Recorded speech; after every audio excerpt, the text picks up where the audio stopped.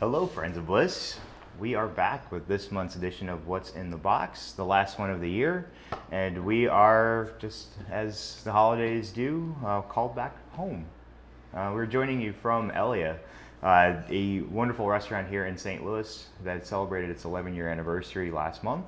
And this was really the start of my fine dining really serious career. And it is still, in my opinion, the best restaurant in the city of St. Louis.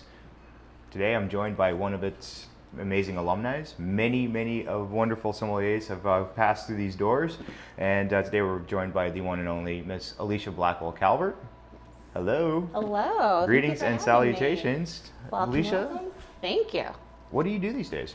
Right now, I am opening a new restaurant concept in St. Louis called Madrina. Italian food, mostly Italian and domestic wine list. Just getting the doors open now. Really excited to have you all. Fantastic. And it's in her hometown of Webster Groves. Yes, even better. Yeah, hometown girl done made it. So we are going to be talking to you about Balthasar-Ress, a wine that's from the wonderful land of Deutschland. Yeah. Hey. So we are in the Rheingau. This is a region that is incredibly accessible. As the man behind the camera will attest, I am the king of well-timed layovers, and one of the best places to do it at is if you're flying through Frankfurt. It's only 45 minutes from the wonderful airport there to this winery. If you're ever stuck on a 6 to 8 to 10 hour layover, rent a car and maybe go taste some wine. You know, It's a great idea. better than what they have at the airport bar. So this is a winery that's been around since 1850.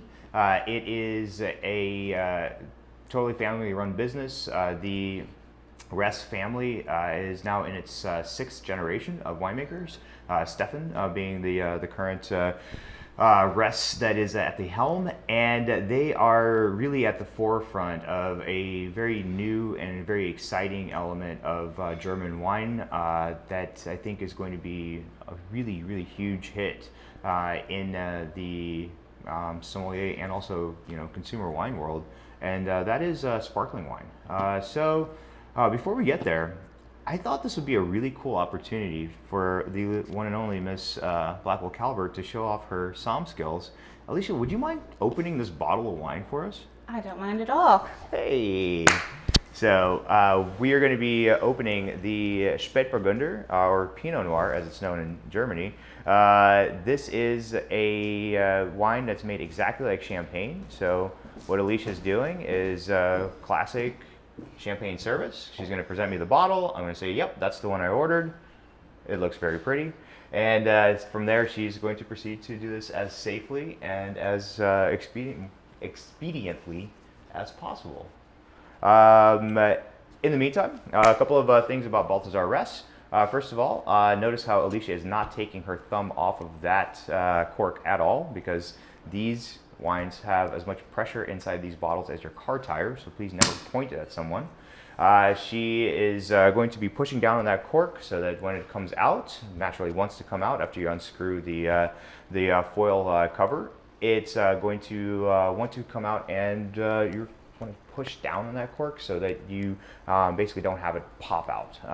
It doesn't really matter that much if you make a sound or not. That's just really for show, but the key there is safety. So look how brilliantly Alisha done did that.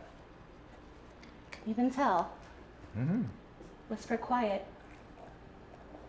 All right. Ah, that is yummy. All right, let's drink this stuff. Well, so we're going to talk about sparkling wine, but in the meantime, before we get to the bubbles and we let the bubbles settle for a second, the first wine in front of you is a still rosé. This is an opportunity to take a look at the label. You see the word trocken. That is German for Dry. yeah. Anytime you see this on a label, a lot of times the German labels are very confusing because there's just a bunch of words and they all look like 12 letters long and have G's and Z's in weird places. It's intimidating. It is, but if you just look at the words, they're like, oh, this actually kind of makes sense. But one of the most important words to look for on a German wine label is trocken, because you're either going to see it or you're not. If you're not going to see it, and it is a, like just says Riesling on it, for example, there's a good chance that it might be a sweet wine. But if you see the word trocken, then you're guaranteed it's going to be a dry wine. So. Absolutely, that's great advice. So, Alisha, where does this Pinot Noir come from? Specifically, like in the Rheingau. What makes Rheingau cool? Oh, Rheingau is cool. Well, A, because of its history. Long history of winemaking in the Rheingau, very respected wine region. However, the aspect and where these grapes are grown is a really big, important part of what makes these wines so special. Okay. So this is coming from just outside of the village of Rudesheim. Rudesheim is essentially one of the last villages in the Rheingau before it turns. So we are talking about the Rhine River, specifically just to the west of the city of Frankfurt. There is a stretch of the Rhine River which is pretty much north-south in its entire track. The one place it runs east-west is the Rheingau. And the Rheingau is essentially one big slope that just faces the river as it's running parallel. It is the widest point that the Rhine River achieves, and because of that, there's a reflection that happens, and so you get a little bit of extra ripeness. And historically, this has been one of the best vineyard sites in all of Germany. Now, when the Rhine River does take a turn to the north again, there are two villages that face what direction? They face west. Oh, and those are Lorch and then the greatest wine name ever, Assmannshausen.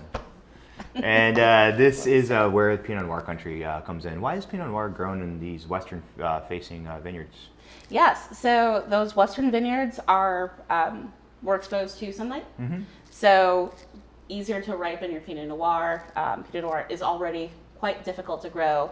With that additional sunlight, you're achieving ripeness. Yeah, and it's really interesting because Burgundy faces in the other direction. Burgundy faces east.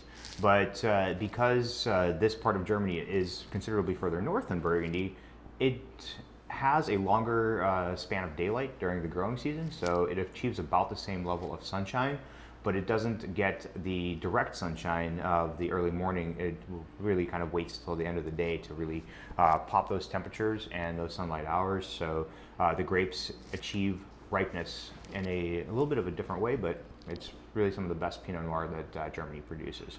So this is a dry, still Pinot Noir. It is delicious, it's crisp. This is like what I call a appetizer wine. Because by the time the appetizers are done, if you haven't finished this bottle and there's more than one of you at the table, you're probably not doing it the right way. But it's delicious and crisp, and all of the seafood, raw, essentially anything that comes with a strawberry or a fruit-based sauce, but anything that comes off of the raw bar or any other kind of shellfish, I think would be quite delicious with this, right? Right. This is a very versatile wine. So it does have really nice freshness, nice ripe and underripe fruit as well, but it's very silky in texture. Yeah. So this has a lot to say. I would love this wine with a fruit salad, like you said. Sushi would be really terrific. And $20. $20, and it's a good cocktail wine because yeah. there is a lot of fruit and balanced acidity. Absolutely. Thank you. So next up, we're going to go into the land of bubbles. The first wine we're going to try is the Petnat. Petnat is a very popular style right now. Alisha, what does Petnat stand for? Pétillant Naturel. Yeah. So it is something that goes only through one fermentation as opposed to these wines, which are made the same way as champagne. So you have two fermentations. Let's put a pin in why in just a second. So we have a wine that is made from Riesling, and it's also labeled Perlwein. Perlwein, it basically means that it has a atmospheric pressure that's less than traditional champagne. So it's a little bit softer. It's not quite as sparkling, but about three atmospheres. 3 atmospheres, yeah, as opposed to like 5.5 for champagne. And it has this one of these like really terrible, scary words on here. It's called Gutsabfüllung. Ooh, mouthful. Yeah, I'm kidding. It's a really terrible question to answer, to ask of a sommelier. But Gutsabfüllung means estate bottled, and not to be confused with Gerabfüllung, which is estate bottled by a winery that has an enologist at the head, not just a regular person. The Germans, I know. So they could make it easy for us. No, they could, but that's just not. That's just, yeah. But the It's Pinot Deu- Noirs it's Deutsch. are labeled as Pinot Noir and not Spätburgunder, so we do have that wine. Well, that one is not this one. Anyway, so this is 2021, so it's a vintage wine, and this is Riesling, the most widely planted grape in Germany, and as you all well know, probably by this point, Andre's favorite white grape, many other sommeliers' favorite white grape. I know Alisha is more of a Shannon girl, but True. it's cool. But this is unfined, unfiltered, and for all of you natty heads out there, this is totally up your alley. For all of you people that just like wine in general, it's still refreshing and crisp. And what I really love about it is, right out of the gate, right out of the bottle, it smells like Riesling. It's very obvious what this wine is. And when you put it on the palate, bone dry, crisp, but it almost has this like very surprising kind of a riper flavor profile. This wine tastes like pineapples. It does. Like it's inherently like one of the most kind of like tropical fruit flavors that we're going to encounter like out of wine, because it might smell like it, but when you get on the palate, it still tastes a lot of times like what you would associate with traditional wine, which is a little bit more of a citrus and an apple flavor. But here it is all tropical fruit on the nose and on the palate, and it's crisp and it's dry, and it is incredibly versatile. I think wine, perfect for Asian cuisine, Mexican Asian cuisine. would be nice. I mean, like tacos al pastor with this. Oh Yes. my God. Absolutely. I'm thinking of home already. I'm a fan of this wine. Yeah. I mean, it takes a Riesling grape and almost amplifies those varietal characteristics. You get really nice, pretty florals. I do get that pineapple note, some mango as well, papaya. All of my favorite things about Riesling. But there's also this undertone of a honey character, which is really nice. Awesome. That rounds out the wine. Yeah. So that is the pet nat. We are going to shift to the quote unquote more serious styles. We only say that because I was saying about champagne, and please don't get me wrong, I love champagne. It's one of my favorite things in the world. But some of my French friends might be what you call a little thin-skinned. So this is something that I like to say when speaking about French wine in polite company, is that the French are really great at marketing. Just look what they did with their most marginal cold climate wine region, a place you literally have to make the wine twice to make it palatable. They took that and they turned it into an international phenomenon. True. Don't even get me started on cognac, because that's even better. But That's another video. This is a process by which you start with a already completed and made wine, something that's harvested a little bit earlier. You make that into a wine that becomes like 9.5%, 10%, something you don't really want to drink because it's incredibly, incredibly tart. Then what you do is you add a little bit more sugar and a little bit more yeast. You put it inside this bottle, you put a crown cap on top, and you seal it, and you let a second fermentation happen inside the bottle. Fermentation has a couple of byproducts. So one of them is obviously alcohol, so that sugar gets converted into an alcohol level that reaches now 12.5%. Beyond that, it also produces heat, which dissipates to the glass, and carbon dioxide. Carbon dioxide stays in the glass and within the bottle, and that is what makes your sparkling wine sparkle, and that's the champagne method. So then after that, it ages inside the bottle on those yeast cells for 2 years, and what you end up getting on the other side is basically champagne, but made from a different grape. In this case, it is Riesling. And this is 100% Riesling. If you see the word Sekt, Sekt just means sparkling wine in German. And unlike Chris Rock so eloquently put it about 20 years ago or so, there is Sekt in the champagne room. Sorry, I had to. I've been waiting all year to use that line. Well played. Well played. Yeah, this is a sparkling wine that's made into a brewed style, so it is fully dry. Alisha, what do you do with bubbles? Drink them. Yeah. I am a bubbles fanatic. I love champagne.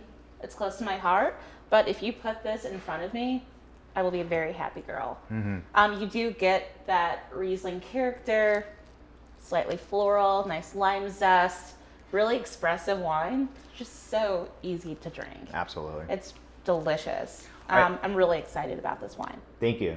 So am I. And this is perfect, obviously, for the time of year that we have. We have holidays, we have New Year. Not to say that, you need an occasion to have bubbles, as famously put by Napoleon Bonaparte. You know, in victory you deserve it, in defeat you need it. Always a good time for it. Champagne. Yes. Or bubbles.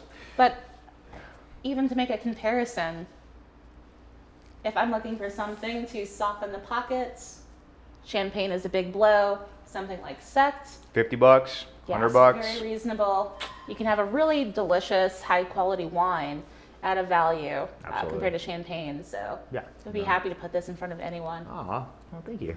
So this is a wine that's made, obviously, into a traditional, still white wine.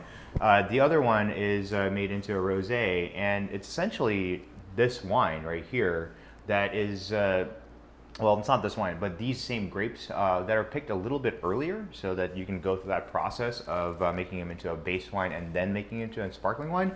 But this is turned into a rosé, and it's also made from Pinot Noir. One of the things that German Sekt does that is different from champagne is that they pretty much almost always use only red grapes to make rosé, and specifically Pinot Noir to make rosé. It's the red grape that is perfectly suited for Germany's ever-changing climate kind of situation. There are countries that are winning the climate change lottery, and the ones that are losing it. This is part of the reason why we are so excited about Sekt in general, is because Champagne is still a really big region, but they are not the cheapest thing in the world. But when you're just talking about essentially just going a little bit further to the north and being able to do the same process in a climate that much more mimics Champagne of like 20, 30 years ago, I think that this is a really, really great place to look at in the future. So what do you think? Very tasty. This Pinot Noir Sekt has this really enticing savory character that I find delicious. So as far as food pairing, I would love salmon. I think salmon would be the perfect pairing for this wine. It's light, aromatic. I couldn't agree more. I also love this with dessert. This would be nice with dessert. I don't know why, it's like Christmas time always reminds me of Strawberry Baked Alaska, because like one time my mom bought it when I was like 9, and it was amazing, but I ate the whole damn thing, so she never bought it again. Or maybe snowman-shaped sugar cookies. Ah, sugar cookies are great. I think that this is also, if you're on the what we affectionately like to call the best coast, the winters are considerably less mild, or more mild, and you're going to be able to drink this with like avocado or like sushi, like hand rolls, things of that nature, and great way to ring in the new year. I agree. Yay. Delicious. So how do you say cheers in German? Prost. Prost. I always thought it was Skål, but then I realized that that's actually Swedish. So to all of our friends, once again, thank you so much for being a part of the Bliss family. We wish you a happy holiday season and a wonderful 2024. So once again, cheers and Prost. sign off. Prost from St. Louis. Cheers. Thank you. Dope.